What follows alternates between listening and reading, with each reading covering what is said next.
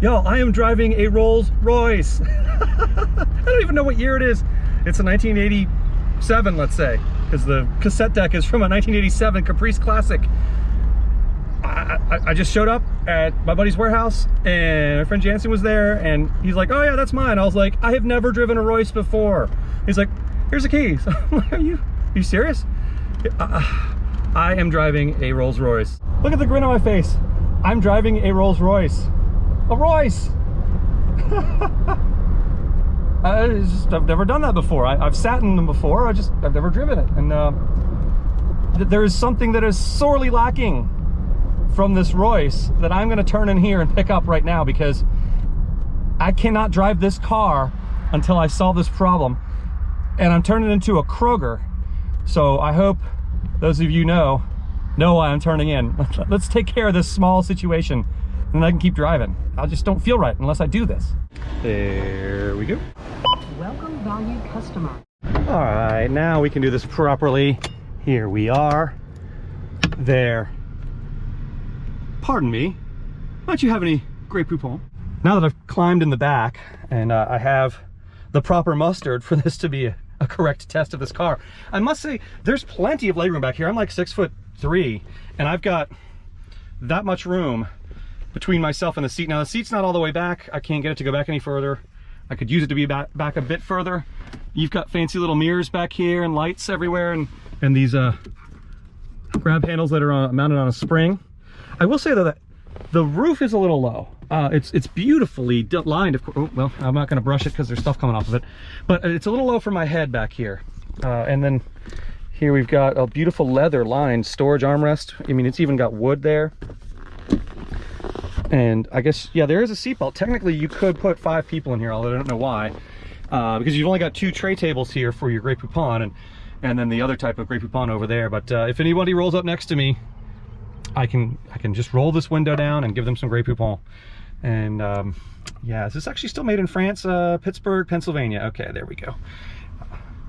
If you've not seen those commercials, then you didn't live through the 1980s.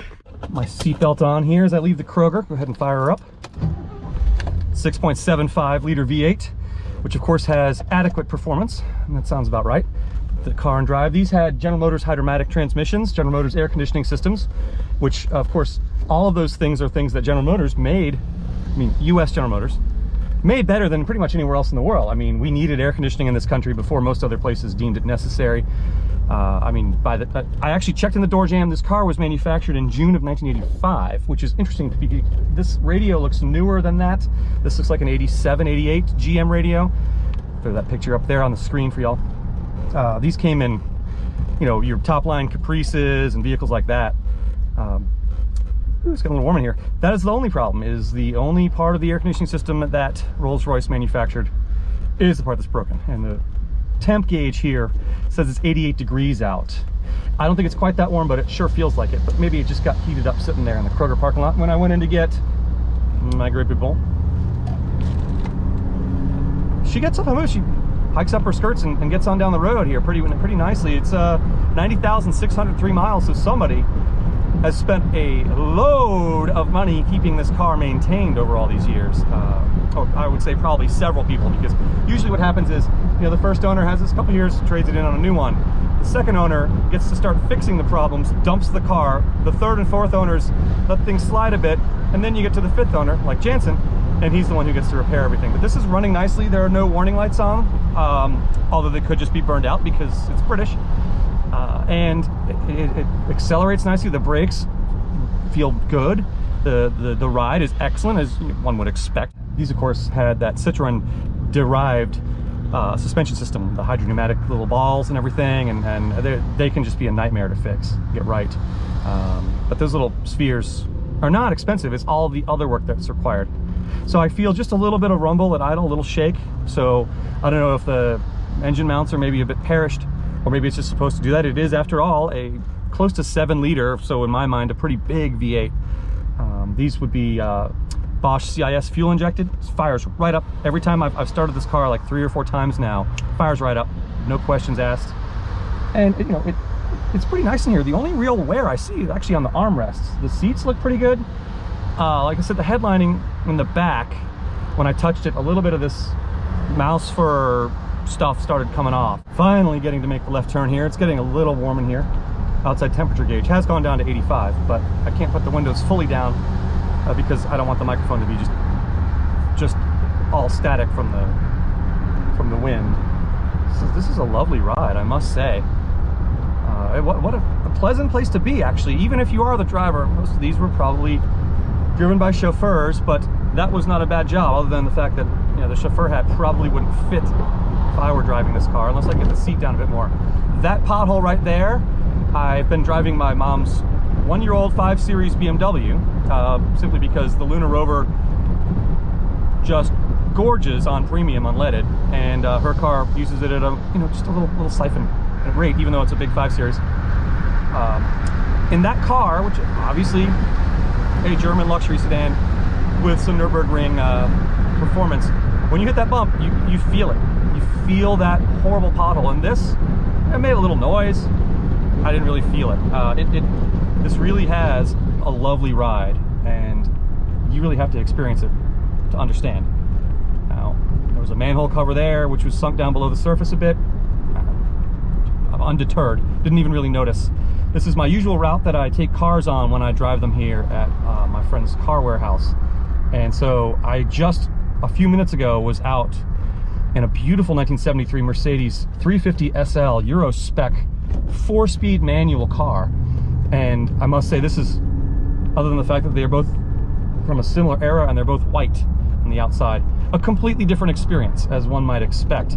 That it wasn't a raucous engine note, and you get a little bit of the V8 sound when you accelerate, which is good.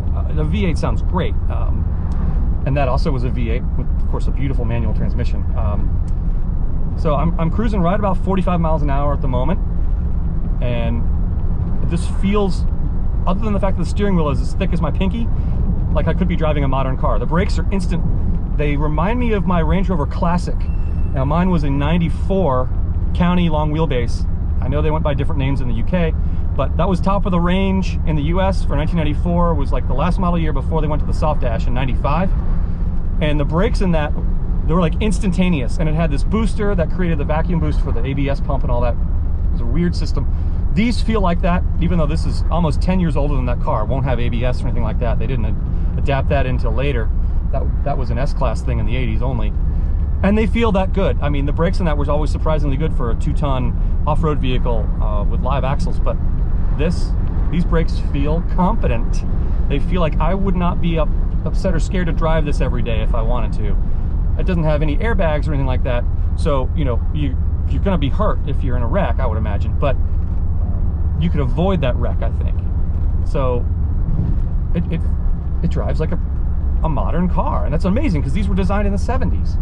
I mean, these were Beverly Hills 1980s, never left Rodeo Drive, never went over 30 miles an hour cars. But that's what they were designed for. But you could also cruise all day long in this on the highway, I think. It would just be wafting along, as the Brits would say. That's a word we don't use enough in the US. I don't know if people know what it means, but this would get them to know what it means. Now, coming up to a turn here I usually make, and unlike in the Benz I just drove, I don't have to downshift. It will do it for me with its GM Hydromatic transmission. And it's quite a weird angle. Power steering is fine. You know, it's American finger light, but it's a little more accurate. When I do this with the wheel, the car moves. If I did this in a 1974 Cadillac Fleetwood, the car would not move, just the steering wheel would. So the gearbox itself for the steering is much more direct than you would have found in a US spec luxury car of the era, for sure. But it still is fingertip. You don't need any more pressure than that to turn this. It is not like a modern luxury car where you need low speed steering is a little more effort because it's designed to go around the Nürburgring, which I agree with a bunch of other automotive journalists, which I apparently am, that too many cars go around the Nürburgring when sometimes this is what you want. You want to waft along. Now, wafting along would be better if the air conditioning worked. That's for sure. There's actually an upper and lower temperature dial, and you know, everything, all the switches and knobs in here are chrome, and they probably weigh a ton. They'll never break because they're actually metal. But it's a beautiful place to be in here. I just cannot stress that enough.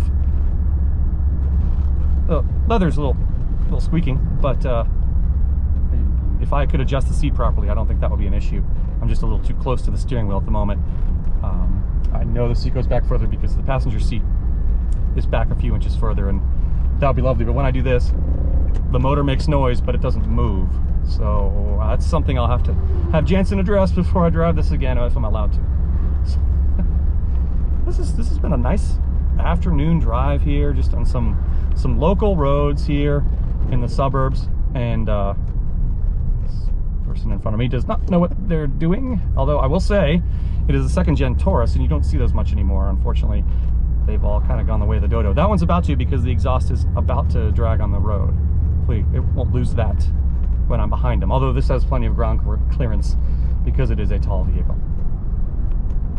It's interesting if you note all of the different panels on the roof. Normally in cars you have like one piece of stretched material made with a sunroof, so it's two pieces, let's say, of stretched material, maybe two on the side. But this has all these intricate panels. I don't know why they did that, whether it was to appear more luxurious or they just didn't have the capability of getting that material in sizes that large. That seems odd that would be what it would be, but could be.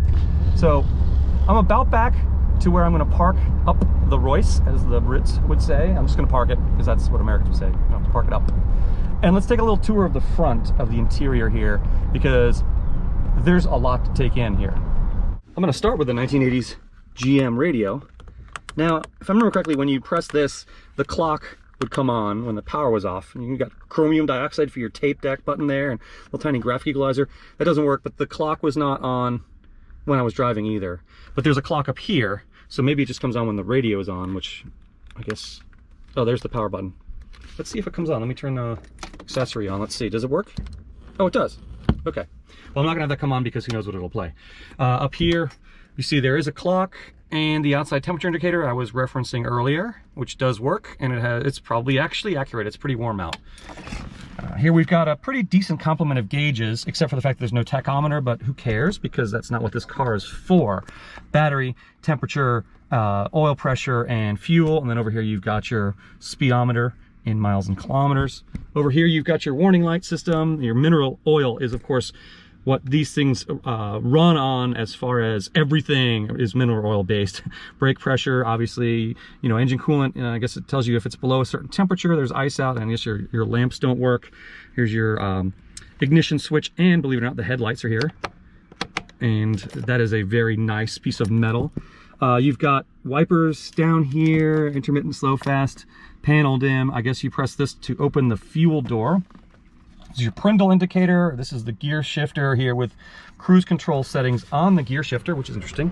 Hazard lights. There's the AC and the upper and lower temperature dials. And then I guess you can put this on automatic or fascia to have them come out of these vents. Obviously that's not functioning. You do have these vents as well as these vents. I'm not sure what the difference is, other than these are not chrome.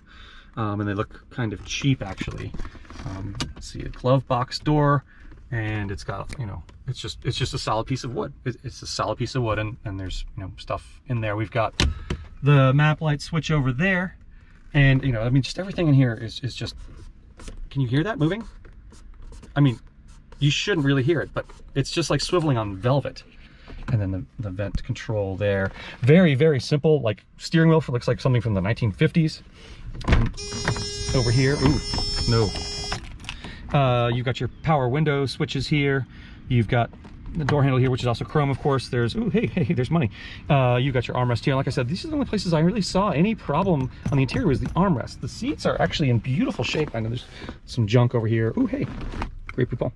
But the seats are in beautiful shape, as are the center armrests. I mean, this is immaculate.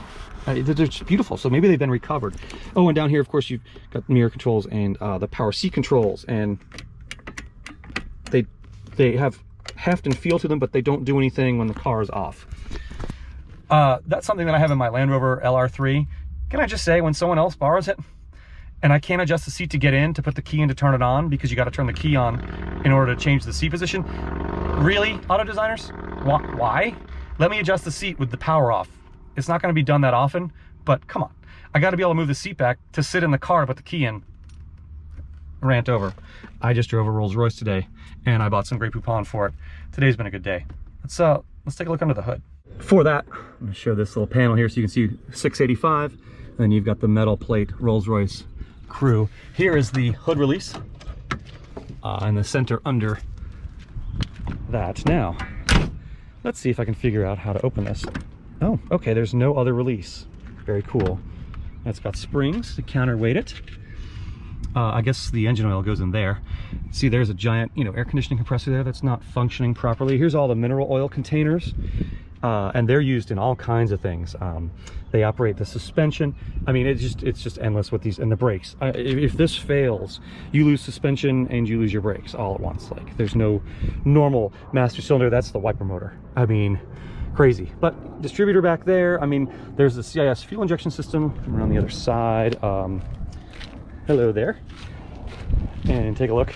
Get some relays out in the open like it's a Jag. Again, the top of the suspension turret here. And the air intake, as you can imagine. Vacuum and all for the cruise control. Warning, rotating parts. Remove a windscreen wiper relay before removing this cover to gain access to gearbox dipstick. Okay, so I guess you've got to worry that the wipers might come on because it's British, I don't know. But yeah, there's the wiper relays right there. So that's easy enough to remove. Washer fluid. So it's not too weird under here, but it's weird. And it's a forward leaning hood, which is also kind of funny. All right, slammed that shut. What a beautiful grille.